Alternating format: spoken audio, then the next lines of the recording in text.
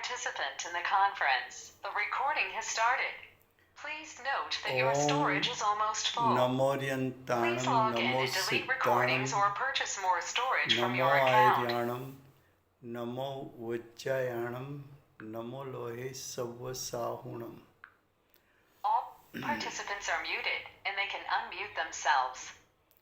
मङ्गलं भगवान् वीरो मङ्गलं गौतमो गणी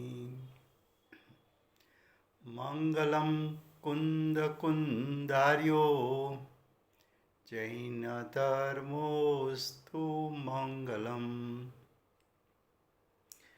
ओंकारबिन्दुसंयुक्तं नित्यं जायन्ति योगिनः कामदं मोक्षदं चैव ओंकाराय नमो नमः.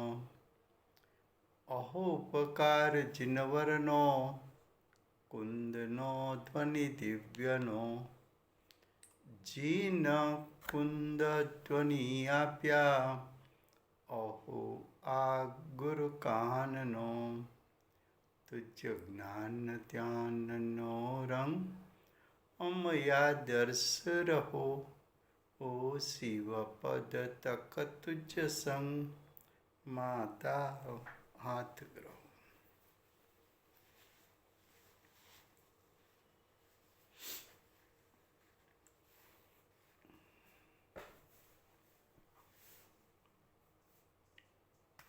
આ શ્રી જૈન સિદ્ધાંત પ્રવેશિકા છે. એમની રચના શ્રી ગોપાલદાસ બરૈયાજીએ કરી છે. આ પુસ્તકનું પ્રકાશન શ્રી દિગંબર જૈન સ્વાધ્યાય મંદિર ટ્રસ્ટ સોનગઢે કરેલું છે. વિષય છે કર્મતંત્ર.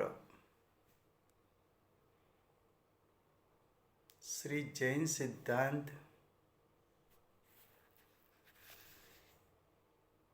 પ્રવેશિકા એનો બીજો અધ્યાય ચાલે છે. પ્રશ્ન નંબર 138.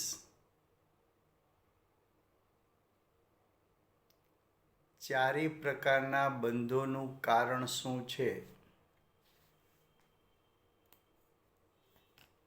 કાલે વિષય ચાલ્યો તો કે બંધના प्रकार 4 છે. कल विषय चला था कि बंध का प्रकार 4 है.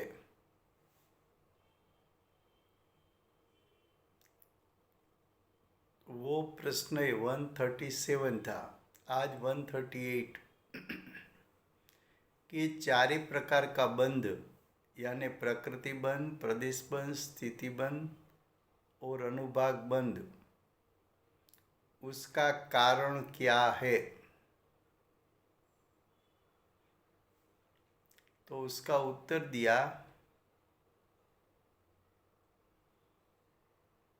कि प्रकृति बंध और प्रदेश बंध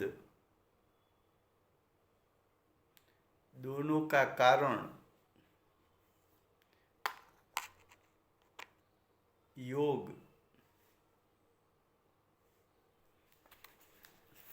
उपादान से देखे तो कारण है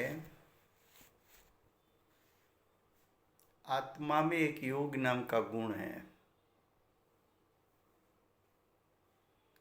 और उसका परिणमन 2 प्रकार का होता है. योग गुण उसकी अशुद्ध पर्याय कंपन है और शुद्ध पर्याय निष्कंपता है. तो योग गुण का कंपन यानी योग गुण का अशुद्ध परिणाम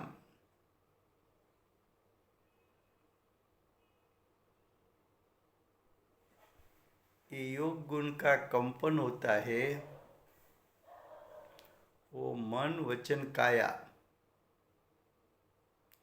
उसका निमित्त पाकर होता है।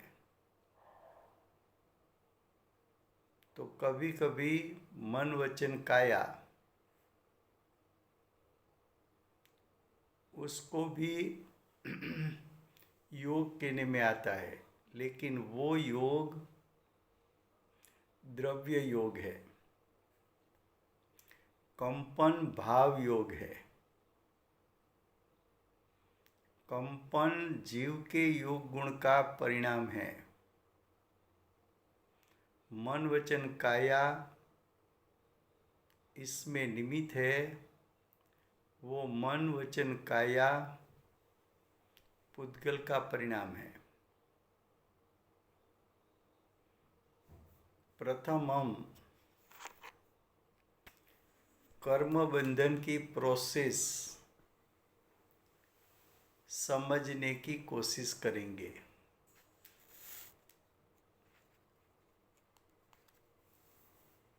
शास्त्र में कहा है कि जीव का कर्म के साथ बंधन होता है और जीव कर्म को छोड़ भी सकता है, तो बंधन छूट भी सकता है।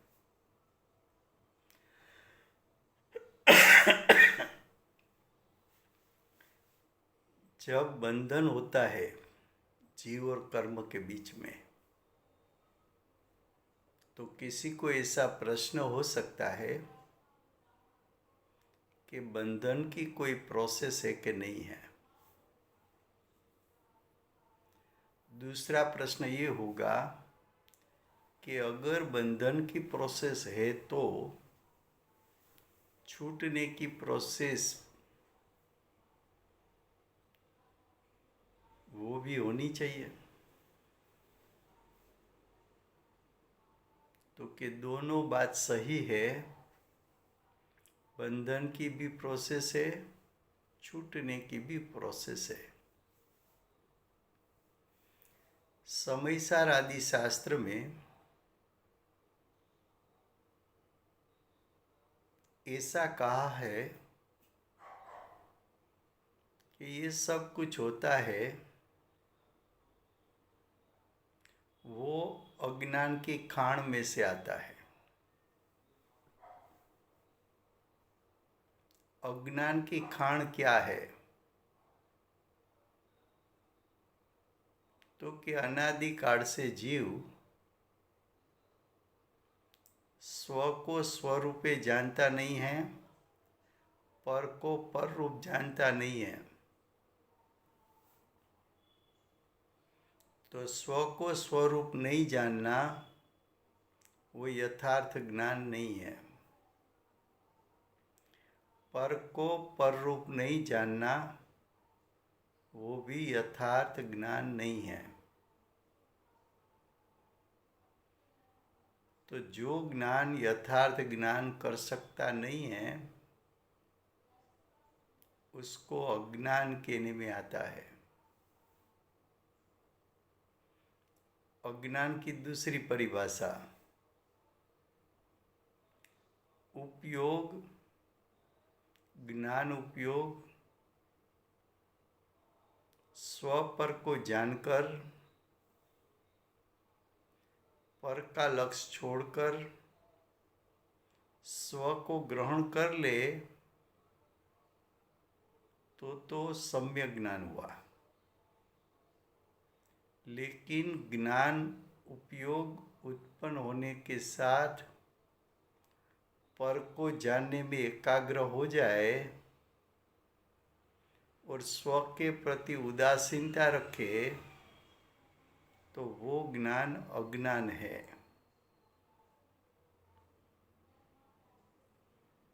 अज्ञान को आप मिथ्या ज्ञान कह सकते हो। तो ज्ञान गुण में अज्ञान यानी मिथ्या ज्ञान रूप परिणमन होता है, उसी समय श्रद्धा गुण पर द्रव्य में हूँपना करता है। तो उस समय श्रद्धा गुण पर में हूँपना करके मिथ्या दर्शन रूप परिणमित हो जाता है। उसी समय चारित्र गुण पर में हित बुद्धि करेगा तो राग उत्पन्न होगा, अहित बुद्धि करेगा तो द्वेष उत्पन्न होगा। तो ज्ञान में मिथ्या ज्ञान उत्पन्न हुआ, श्रद्धा में मिथ्या दर्शन उत्पन्न हुआ, चारित्र में मिथ्या चारित्र उत्पन्न हुआ। उस समय योग गुण मन वचन काया का अवलंबन लेकर योग गुण में कंपन हुआ। तो कंपन योग गुण का अशुद्ध परिणाम है। योग गुण का कंपन का निमित्त पाकर आत्म प्रदेश पर जितनी वर्गणा है उसमें से भाव अनुसार सिलेक्ट होकर कार्मण वर्गणा कर्मरूप परिणमित होकर आत्म प्रदेश पर चिटकने के लिए आते हैं कर्म।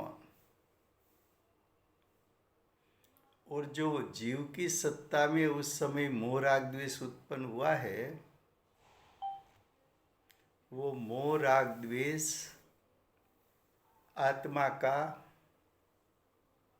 अरूपी स्निग्ध यानी चिकास वाला परिणाम है।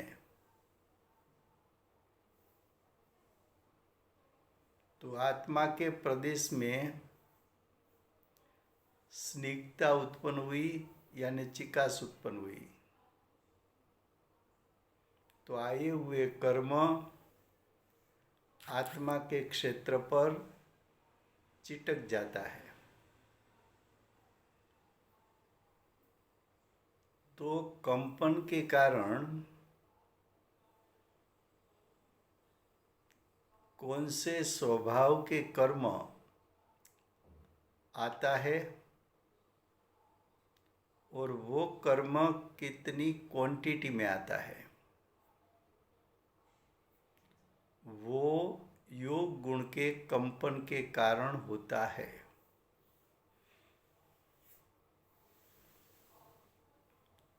तो कौन से स्वभाव का कर्म आना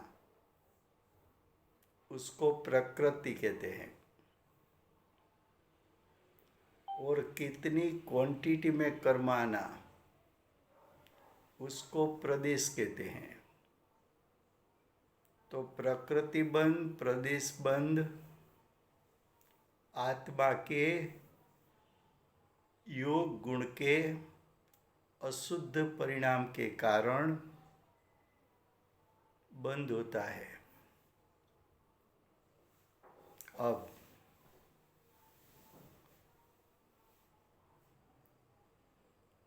उसी समय जब ज्ञान अज्ञान रूप यानी मिथ्या ज्ञान रूप परिणमित हुआ, श्रद्धा गुण मिथ्या दर्शन रूप परिणमित हुआ,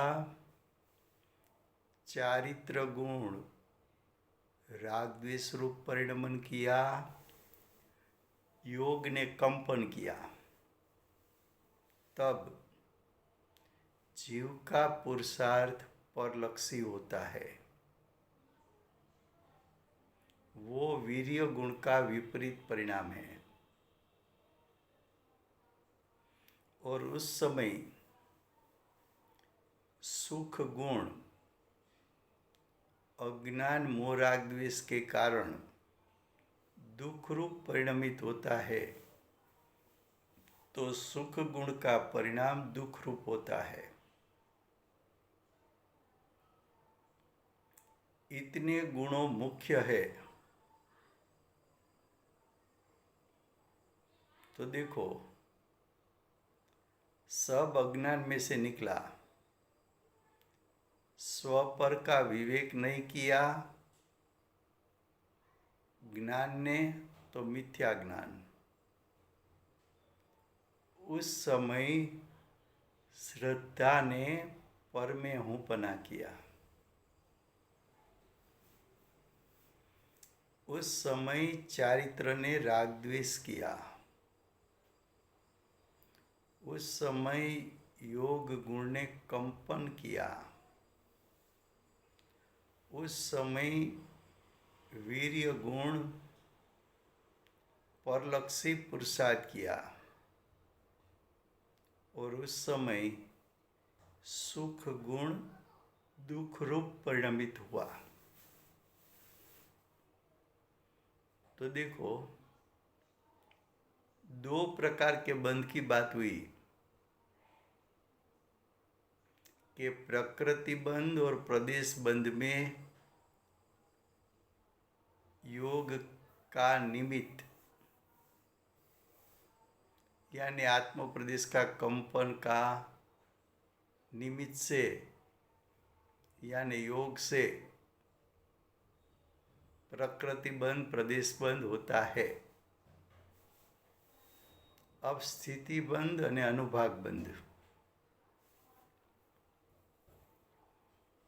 तो कि ये दोनों बंध में अज्ञानी हो तो मोह राग द्वेष के कारण स्थिति बंध अनुभाग बंध होता है। ज्ञानी हो तो क्रोध मान माया के कारण स्थिति बंध और अनुभाग बंध होता है। क्रोध मान माया लोभ है, वो कसाई है। आप उसको कसाई को क्रोध मान माया लोभ कह सकते हो, कसाई को राग द्वेष कह सकते हो, कसाई को चारित्र मोह कह सकते हो, कसाई को अविरति प्रमाद कसाई कह सकते हो।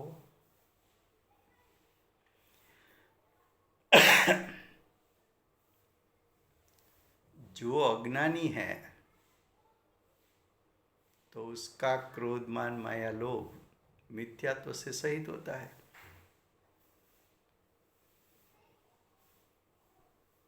और ज्ञानी है तो मिथ्यात्व से रहित क्रोध मान माया लोभ होता है।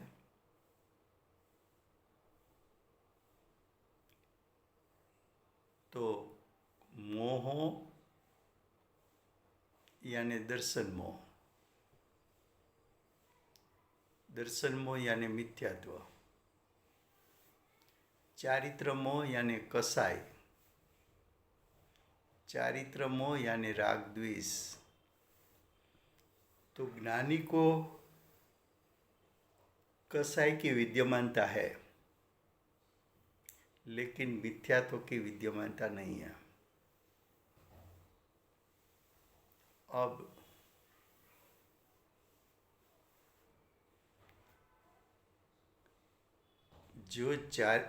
जो श्रद्धा गुण में पर में हूँपना यानी पर में मोह हो गया, वो दर्शन मोह है, मिथ्यात्व है। और पर पदार्थ अच्छा लगा तो राग, बुरा लगा तो द्वेष। तो राग द्वेष चारित्र गुण का कार्य।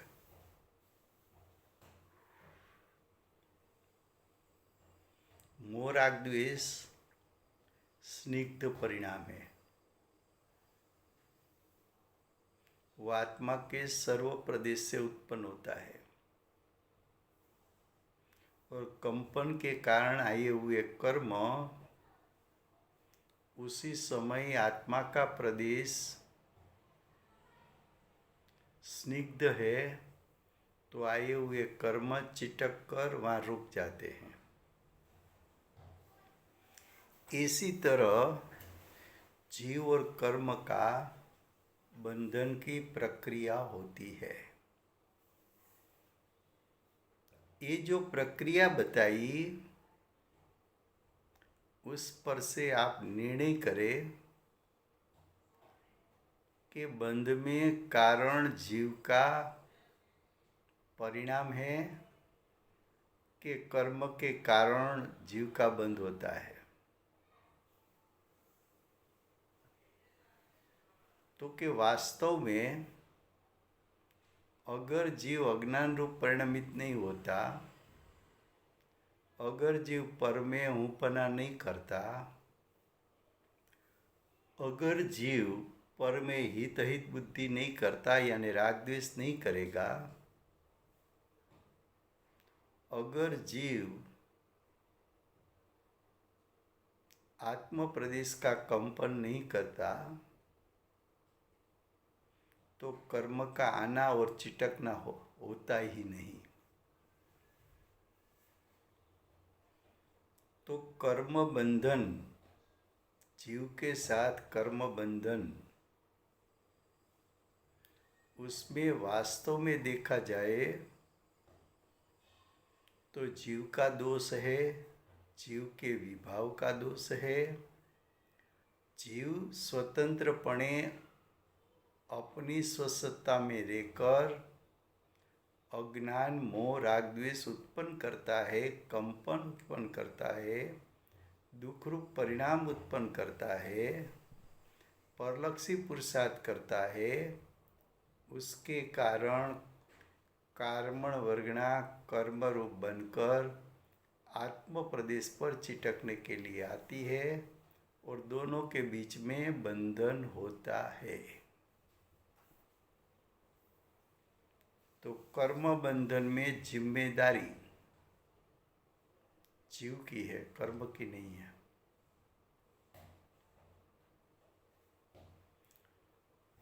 तो ये हुई बंधन की प्रोसेस।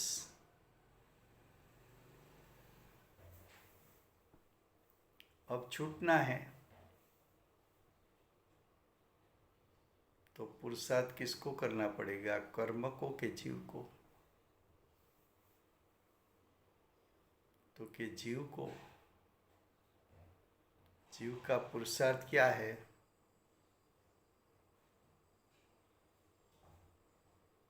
तो कि अज्ञान दशा में स्व पर का विवेक नहीं किया था।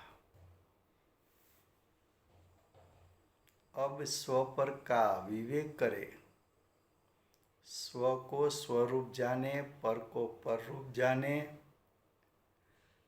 पर का लक्ष्य छोड़ दे, स्व को ग्रहण कर ले, तो मिथ्या ज्ञान के स्थान पर सम्यक ज्ञान प्रकट हुआ।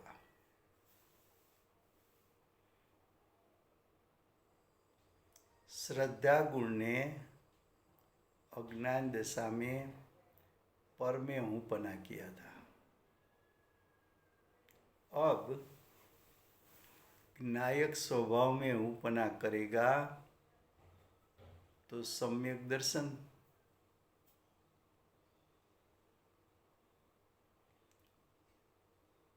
पहले जीव ने पर का लक्ष्य करके अपनी सत्ता में राग द्वेष उत्पन्न किया था। अब स्व का लक्ष्य करके स्व में स्थिर होकर जीव ने वितरागता उत्पन्न की और योग गुण अज्ञान दशा में कंपन रूप परिणमन होता था। अब योग गुण का परिणमन निष्कंप हुआ। निष्कंप हुआ तो अब कर्मण वर्गणा कर्म रूप परिणमित होकर जीव को चिटकने के लिए आएगी नहीं।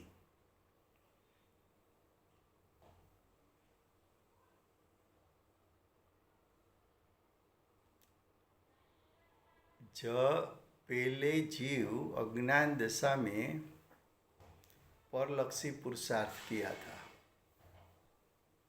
अब जीव ने स्वलक्षी पुरुषार्थ किया। पहले जीव का सुख गुण दुख रूप परिणमित हुआ था, अब जीव का सुख गुण अतीन्द्रिय सुख रूप परिणमित हुआ। तो जीव में जो सम्यक दर्शन ज्ञान चारित्र प्रकट हुआ, निष्कमता उत्पन्न हुई, अतीन्द्रिय सुख प्रकट हुआ, स्वलक्षी पुरुषार्थ हुआ, ऐसा परिणाम का प्रभाव से सत्ता में पड़े हुए कर्म, उसका स्थिति अनुभाग कम हो गया।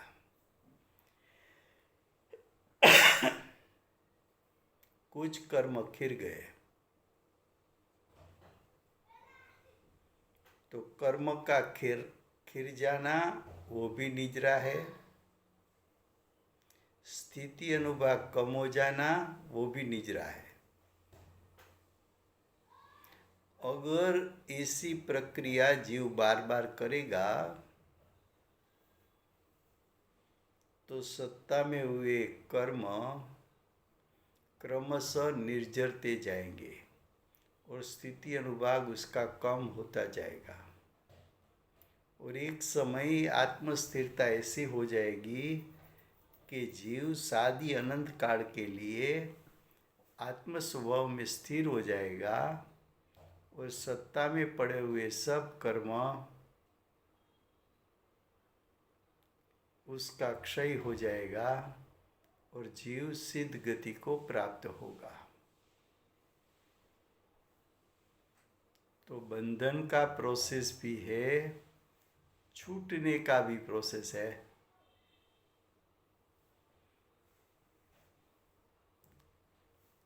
योग गुण के कंपन के कारण प्रकृति प्रदेश बंद होता है और कसाई के कारण स्थिति बंद और अनुभाग बंद होता है।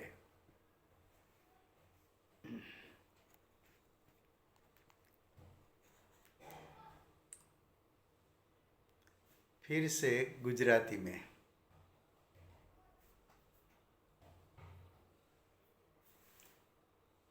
ગોપાલદાસ બરૈયાજીની જૈન સિદ્ધાંત પ્રવેશિકા ચાલે છે, તેમાં બીજો અધ્યાય છે। બીજો, ત્રીજો, ચોથો અધ્યાય જ્યાં કર્મતંત્રની વાત કરી છે। બીજા અધ્યાયમાં પ્રશ્ન 138 છે। ત્યાં પ્રશ્ન કર્યો છે કે ચારે પ્રકારના બંધોનું કારણ શું છે? ચાર પ્રકારના બંધ થાય છે, કોને કારણે થાય છે, કઈ રીતે થાય છે? બંધ થાય છે તો એની કોઈ પ્રોસેસ છે કે નહીં? જો બંધ થવાની પ્રોસેસ છે તો છૂટવાની પ્રોસેસ છે કે નથી?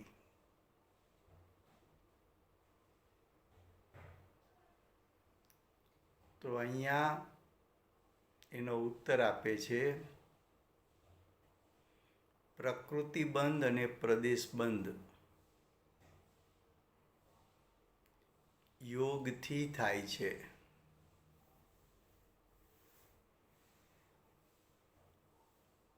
આ વાત સમજવા માટે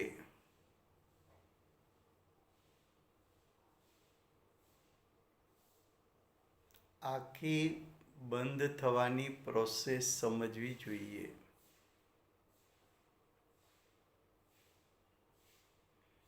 સમયસાર આદિ શાસ્ત્રમાં એમ કહ્યું છે કે આ બધું ઉત્પન્ન થાય છે એ અજ્ઞાનની ખાણમાંથી ઉત્પન્ન થાય છે.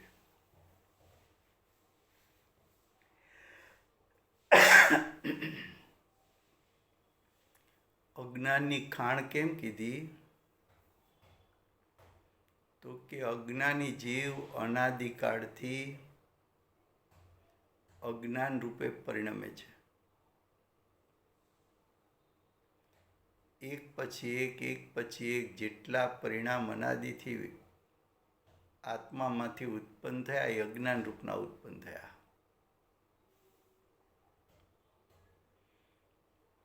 માટે એને અજ્ઞાનની ખાણ કહી. હવે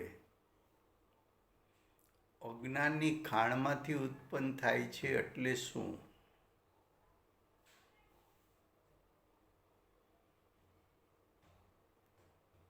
તો કે જીવમાં અનંત ગુણ છે. અનંત ગુણોમાંથી પ્રયોજનભૂત મુખ્ય ગુણની વાત કરવી છે. બધા ગુણો અનંતે અનંત ગુણો એનું પરિણમન તો જીવની સત્તામાં એકી સાથે અનાદિથી અનંતકાળ થયા કરે છે.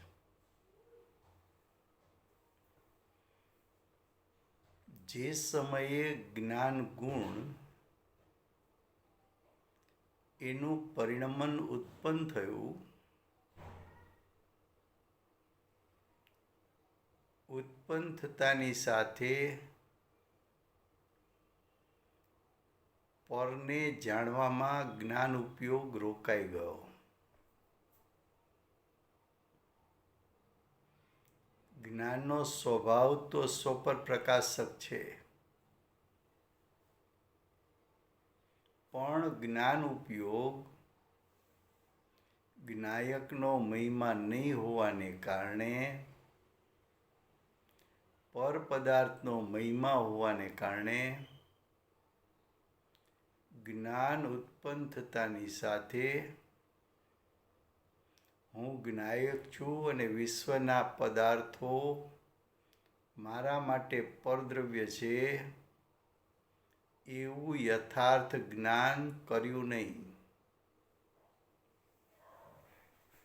સ્વને સ્વપણે જાણ્યું નહીં, પરને પરપણે જાણ્યું નહીં. એને અજ્ઞાન કહ્યું. અજ્ઞાન એટલે મિથ્યા જ્ઞાન. તો જ્ઞાન ગુણે મિથ્યા જ્ઞાન ઉત્પન્ન કર્યું. તે જ સમયે શ્રદ્ધા ગુણે પરદ્રવ્યમાં હું પણ કર્યું. આ દેહ મારો છે, આ ઘર મારું છે, આ સોના ચાંદીના દાગીના મારા છે, તો પરમાં હું પણ હું. તો મિથ્યા દર્શન ઉત્પન્ન થયું. શ્રદ્ધા ગુણે કાર્ય કર્યું. અને પર પદાર્થ જ્ઞાનમાં જણાતા પોતાને લાભકારી લાગે તો રાગ કરે, પર પદાર્થમાં નુકસાનકારક લાગે તો દ્વેષ કરે. તો મિથ્યા જ્ઞાન ઉત્પન્ન થયું, મિથ્યા દર્શન ઉત્પન્ન થયું, ત્યારે ચારિત્ર ગુણમાં રાગ દ્વેષ એટલે મિથ્યા ચારિત્ર ઉત્પન્ન થયું.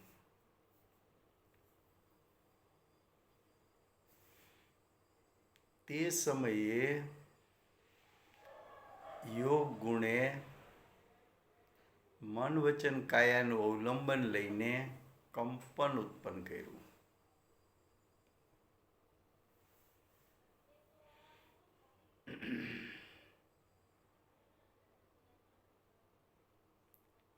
કંપનને કારણે કંપનના નિમિત્તે આત્મપ્રદેશ પર રહેલી કાર્બન વર્ગના કંપનનું નિમિત્ત પામીને કર્મ રૂપે પરિણમી અને એ કર્મો આત્માના પ્રદેશ સાથે ચીટકવા માટે તત્પર થયા.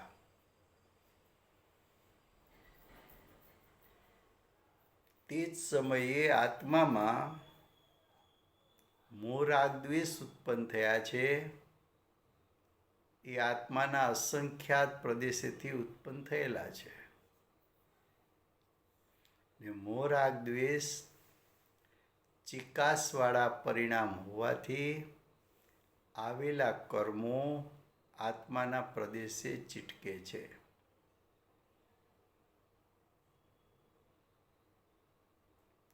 તો યોગ ગુણના નિમિત્તે કર્મ આવ્યા, મોહ રાગ દ્વેષના કારણે કર્મો ચીટકી ગયા.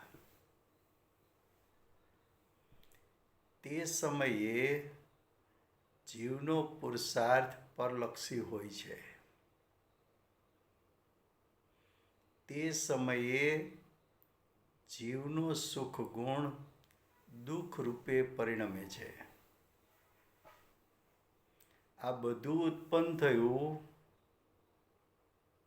એ અજ્ઞાનની ખાણમાંથી ઉત્પન્ન થયું.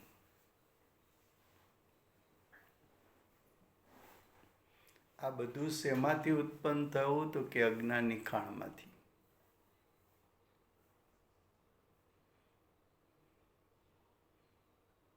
તો યોગ ગુણને કારણે કાર્બન વર્ગના કર્મરૂપે થાય.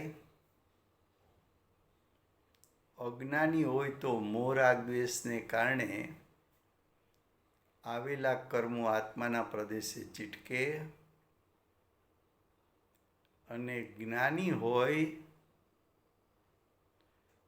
તો મોહ નથી, મિથ્યાત્વ નથી, માત્ર રાગ દ્વેષ છે તો રાગ દ્વેષને કારણે ચીટકે. તો કર્મ બંધનમાં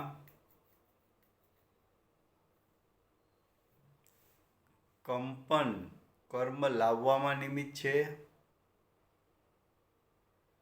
અને બંધને પ્રાપ્ત થવામાં કસાય અથવા ચારિત્ર મોહ. જ્ઞાની માટે ચારિત્ર મોહ, અજ્ઞાની માટે દર્શન મોહ ને ચારિત્ર મોહ બંને બંધનું કારણ થાય છે. તો પ્રકૃતિ બંધ, પ્રદેશ બંધ. પ્રકૃતિ એટલે યોગ ગુણના કંપનને કારણે ઘાતી અઘાતી કર્મો કાર્બન વર્ગણામાંથી ઘાતી અઘાતી કર્મો થઈ આત્મા પ્રદેશે ચીટકવા આવે છે. તો ઘાતી અઘાતી કર્મ એને પ્રકૃતિ કહેવાય. તો પ્રકૃતિ બંધ થવામાં યોગ ગુણનું કંપન નિમિત્ત છે. અને એ કર્મો જો કંપનની ઇન્ટેન્સિટી વધારે હોય તો કર્મોની સંખ્યા પણ વધારે આવે. તો કર્મોની સંખ્યા, કર્મના પરમાણુઓની સંખ્યા એને પ્રદેશ બંધ કહેવાય છે. આ બંને યોગ ગુણને કારણે થાય છે. હવે સ્થિતિ અને અનુભાગ બંધ. જે મોહ રાગ દ્વેષ ઉત્પન્ન થયા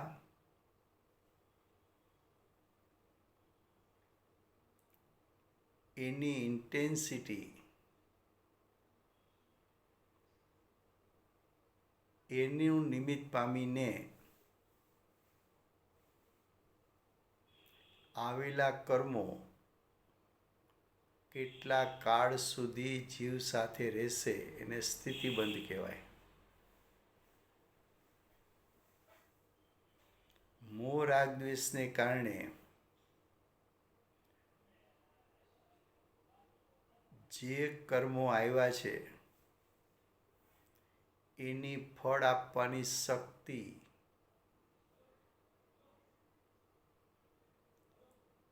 એને અનુભાગ બંધ કહેવાય.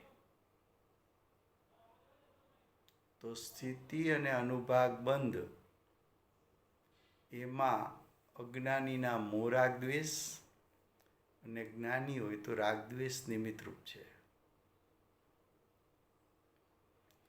જેમ કર્મબંધન થયું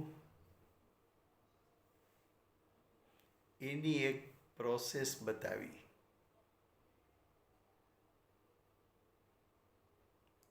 તો પ્રશ્ન એવો આવે તો કર્મથી છૂટવાની પ્રોસેસ છે કે નથી?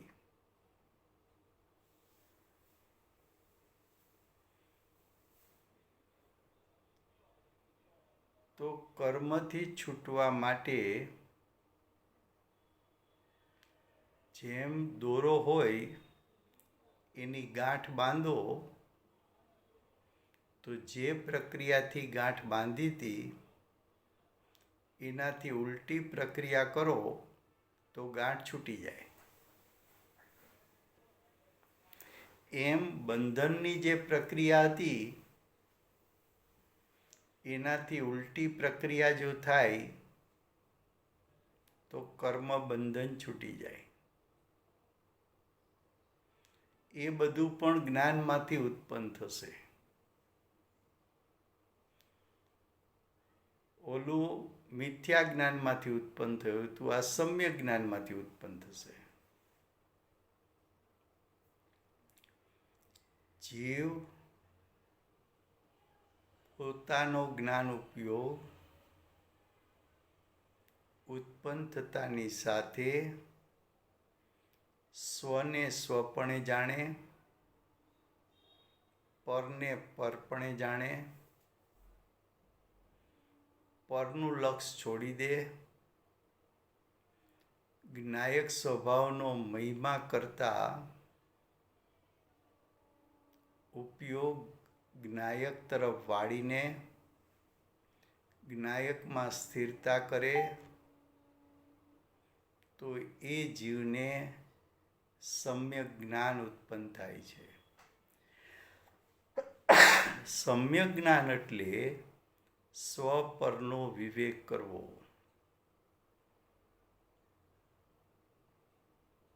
સ્વ પરનો વિવેક માટે પૂજ્ય ગુરુદેવ અને માતાજી એમના પ્રવચનો અને તત્વ ચર્ચાઓમાં કાયમ બે શબ્દ બોલે છે: ભાવ કર્મથી છૂટવું અને દ્રવ્ય કર્મથી છૂટવું. અને ક્યારેક ત્રણ વાત કરે તો ભાવ કર્મ, દ્રવ્ય કર્મ અને નો કર્મ. તો જો દ્રવ્ય કર્મ અને નો કર્મ એ તો અચેતન જડ છે. એનાથી આત્માનો જ્ઞાયક સ્વભાવ જુદો છે. એવું ભેદરૂપ શ્રદ્ધા અને ભેદરૂપ જ્ઞાન તો સમ્યક દર્શન, સમ્યક જ્ઞાન. પણ જો એમ કે સ્વભાવ અને વિભાવ, તો જ્ઞાયક સ્વભાવ અને તારી દશામાં ઉત્પન્ન થયેલો વિભાવ,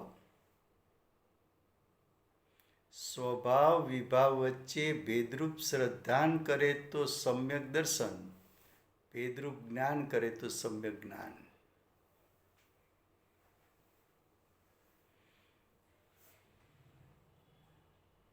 તો જીવ જ્યારે સ્વ અને પર વચ્ચે ભેદ જ્ઞાન કરે તો સમ્યક જ્ઞાન પ્રગટે છે, અથવા સ્વભાવ અને વિભાવ વચ્ચે ભેદ જ્ઞાન કરે તો સમ્યક જ્ઞાન ઉત્પન્ન કરે છે. એ સમ્યક જ્ઞાનની ઉત્પત્તિનો જે કાળ છે એ કાળે જ શ્રદ્ધા ગુણ પરમાંથી હુંપણું છોડીને જ્ઞાયક સ્વભાવમાં હુંપણું કરતા સમ્યક દર્શનની પ્રાપ્તિ થાય છે.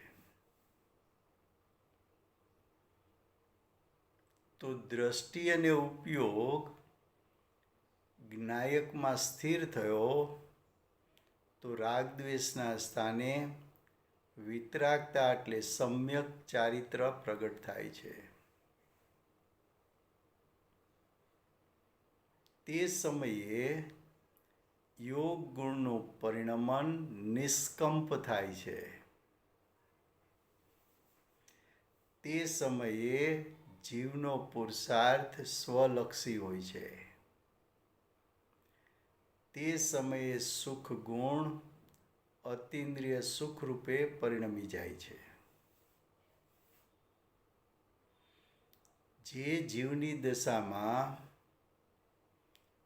સમ્યક જ્ઞાન, સમ્યક દર્શન, સમ્યક ચારિત્ર, નિષ્કંપતા, સ્વલક્ષી પુરુષાર્થ અને અતિન્દ્રિય સુખની પ્રગટતા થઈ એવી વિતરાગ દશા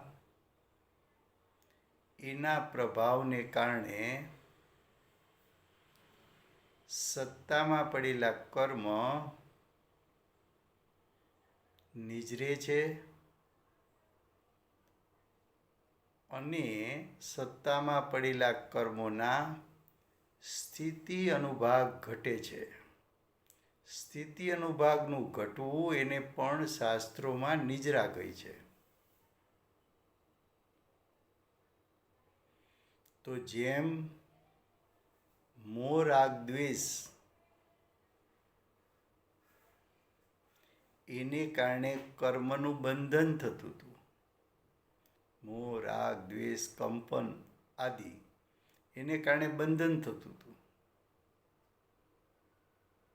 હવે સમ્યક દર્શન, સમ્યક જ્ઞાન, સમ્યક ચારિત્ર, યોગની નિષ્કંપતા, સ્વલક્ષી પુરુષાર્થ અને અતિન્દ્રિય સુખની પ્રગટતા એના નિમિત્તે સત્તામાં પડેલા કર્મનું ખરવું થાય છે.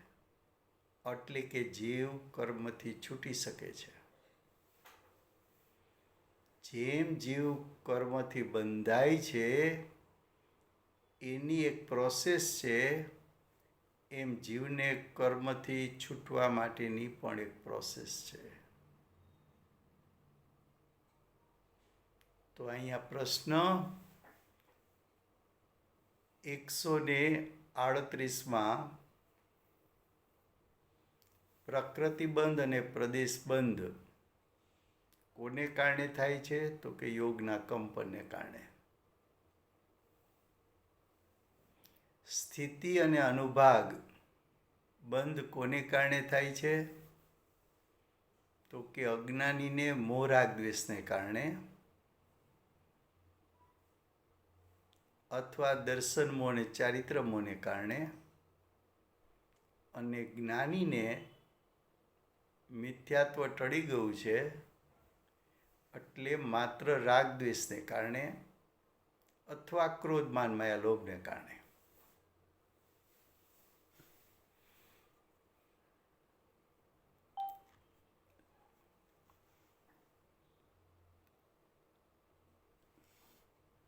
ख्याल में आता है?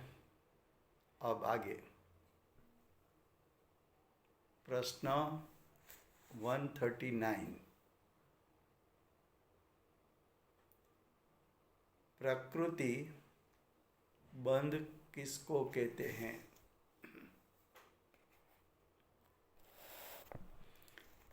ये तो क्लास है ना, तो एक एक शब्द का अर्थ करेंगे. प्रकृति का अर्थ है स्वभाव.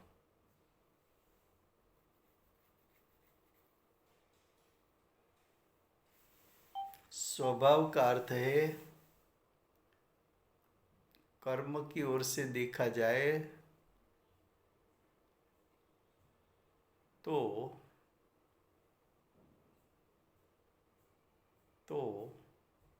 कर्म के स्वभाव, कर्म के स्वभाव दो है, घाती अघाती।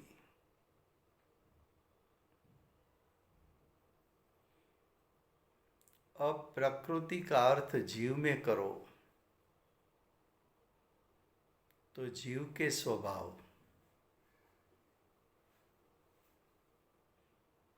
तो जैसी तरह कर्म में दो स्वभाव है, घाती अघाती,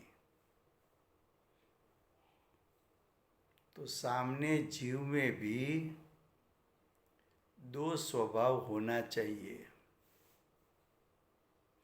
नहीं तो एक दूसरे के साथ निमित्त नैमित्तिक संबंध बनेगा नहीं। तो जीव के दो स्वभाव है, अणुजीवी गुण, दूसरा प्रतिजीवी गुण।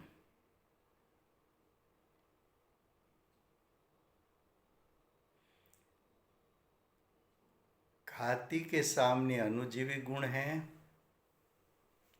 अघाती के सामने प्रतिजीवी गुण है। घाती कर्म उसका परिणाम और अणुजीवी गुणों का परिणाम, दोनों के बीच में निमित्त नैमित्तिक संबंध होता है। अघाती कर्म के स्वभाव उसका परिणाम, तो सामने जीव के प्रतिजीवी गुणों के परिणाम, उन दोनों के बीच में निमित्त नैमित्तिक संबंध होता है। जब भी आपको कर्म की बात करनी है तो जीव की ओर से जितनी बात होगी इतनी ही बात कर्म की ओर से भी होगी। जैसा यहाँ बंध का प्रकार 4 बताया, प्रकृति बंध, प्रदेश बंध, स्थिति बंध, अनुभाग बंध, ये 4 की जीव में बात करनी है। तब आपको बोलना पड़ेगा, जीव की ओर से बोलना है तो भाव प्रकृति बंध, भाव प्रदेश बंध, भाव स्थिति बंध, भाव अनुभाग बंध। और कर्म की ओर से बोलना है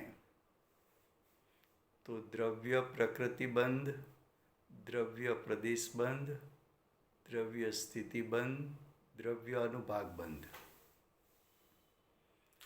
भाव प्रकृति बंध, भाव प्रदेश बंध, भाव स्थिति बंध, भाव अनुभाग बंध, वो सब जीव के परिणाम है,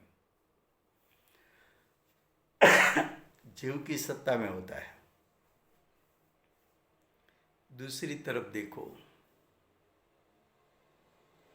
तो द्रव्य प्रकृति बंध, द्रव्य प्रदेश बंध, द्रव्य स्थिति बंध, द्रव्य अनुभाग बंध, वो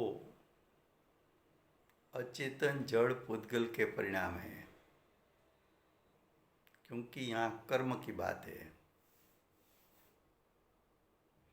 तो एक तरफ जीव के परिणाम, दूसरी तरफ कर्म के परिणाम। आपको 4 भेद नहीं करना है, सिर्फ एक ही भेद करना है। तो जीव की ओर से बोला जाएगा भाव बंध और कर्म की ओर से बोला जाएगा द्रव्य बंध। तो भाव बंध द्रव्य बंध के बीच में निमित्त नैमित्तिक संबंध है। ये वर्णन कैसा वर्णन है कि आप आप पति बोलेंगे तो पत्नी की अपेक्षा बिना नहीं बोल सकते, और आप पत्नी बोलेंगे तो पति की अपेक्षा बिना नहीं बोल सकेंगे। जैसा आप बोलेंगे औदैहिक भाव, तो औदैहिक भाव जीव का है, लेकिन औदैहिक भाव क्या है? तो कि कर्म का उदय आया, जीव उसमें जुड़ गया, और जीव की सत्ता में जो भाव उत्पन्न हुआ उसको औदैहिक भाव कहते हैं। तो औदैहिक भाव को उदय की अपेक्षा है। जीव का क्षयोपशमिक भाव को कर्म का क्षयोपशम की अपेक्षा है। जीव का क्षयिक भाव को कर्म के क्षय की अपेक्षा है।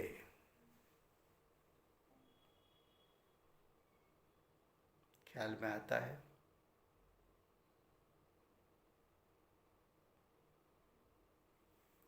कि ये सापेक्ष परिणाम है, निमित्त नैमित्तिक संबंध वाला परिणाम है। तो एक तरफ जीव होना चाहिए, दूसरी तरफ कर्म। दो नहीं कम से कम दो नहीं होते तो निमित्त नैमित्तिक संबंध बनेगा ही नहीं। आप बंद बोलो तो कम से कम दो तो होना चाहिए, तब बंद होता है।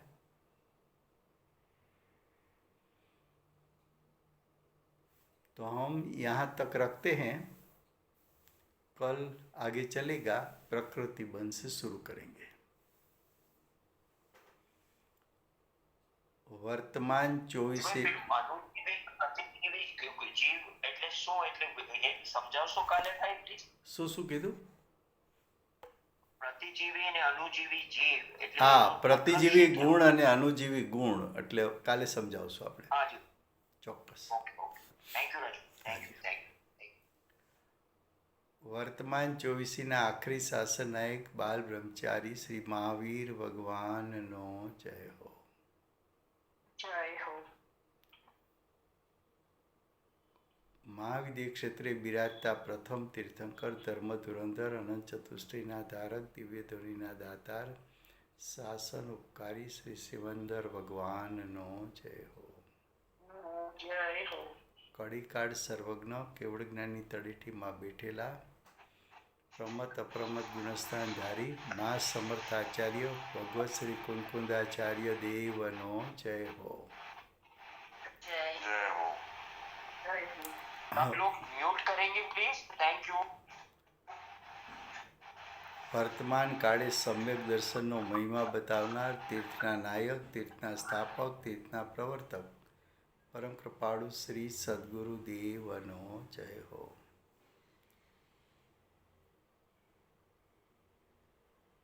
પૂજ્ય ગુરુદેવના શિષ્યમાં શિરોમણી સમ્યક દર્શન વિભૂષિત જાતિસ્મરણ જ્ઞાન વિભૂષિત પ્રશમ મૂર્તિ ભગવતી માતનો જય હો. સમ્યક દર્શનની પ્રાપ્તિમાં નિમિત્તરૂપ ચીનવાણી માતનો જય હો. પૂજ્ય ગુરુદેવ અને માતાજીની સાધના ભૂમિ સુવર્ણપુરી ધામનો જય હો. સુવર્ણપુરી ધામમાં બિરાજતા સર્વે દેવશાસ્ત્ર ગુરુ ભગવાનનો જય હો. વર્તમાન ગુરુ અને તાતુકી મહાવિદ્ય ક્ષેત્રના તીર્થંકર શ્રી સૂર્યકીર્તિ ભગવાનનો જય હો. સૂર્યકીર્તિ ભગવાનના સમોસરણના મુખ્ય ગણધર શ્રી દેવેન્દ્ર કીર્તિનાથ ભગવાનનો જય હો. પરમ દિગંબર જૈન ધર્મનો જય હો.